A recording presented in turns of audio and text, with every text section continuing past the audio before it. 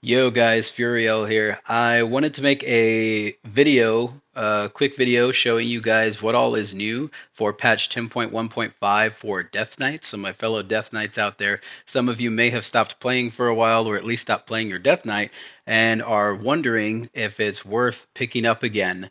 More specifically in PvP, what all is new? What did Blizzard add for 10.1.5? And I'm here to tell you, yes, actually, Blizzard finally gave us some much needed love and buffs so that we can finally become viable melee again after having a rough time pretty much this whole expansion. So I'm going to show you guys all what Blizzard did right now.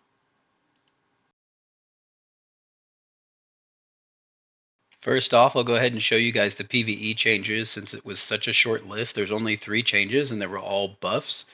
For Death Knight's Death Coil healing is increased by 75%. The next change is that your ghoul is now going to get 85% of your health instead of 50%, so your ghouls are less likely to die as easily as they have been. And for Blood Death Knights, all of your damage has been buffed by 8%. Next up are the PvP class changes. Abomination limb damage is now reduced by 50% in PvP combat, which is a huge nerf. Empower rune weapons haste bonus is 33% now in PvP, and Spell Warden no longer reduces the duration of anti-magic shell. Next up are the PvP changes for Frost Death Knights. It's actually summed up pretty well at the top in the developer's note. It says, we're making updates to Frost Death Knights in PvP with the goals of rewarding the spec for uptime by increasing its overall sustained damage and lowering its reliance on cooldowns. That's actually the easiest way to put it. The way things were prior to this patch is Frost Death Knights were pretty dangerous during their cooldowns. They could absolutely land a kill. However, their sustained damage outside of that was not that great. So as a result, they nerfed your cooldowns a bit, but they buffed your sustained damage. And lastly are the PvP changes for Unholy Death Knights.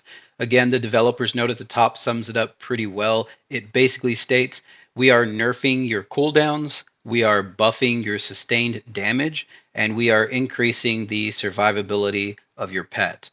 Unholy Death Knights were pretty much in the same boat as Frost Death Knights prior to this last patch. With cooldowns up, they were pretty threatening, and outside of cooldowns, their damage was just very, very weak. I think Blizzard took exactly the right approach in nerfing the cooldowns and buffing the sustained damage. I feel that this is exactly what this particular spec needed. All right, thanks guys. I've showed you all of the patch notes that are available with the buffs to sustained damage and the nerfs to cooldowns. I feel the class is in a great place and got exactly what it needed. I'm already seeing more Death Knights in PvP and battlegrounds and in arena. I personally played my Death Knight a bit since this patch, and the changes are very, very noticeable. We're once again viable melee at long last. So I hope you all got everything that you needed, and I wish you all the best of luck this season. See ya.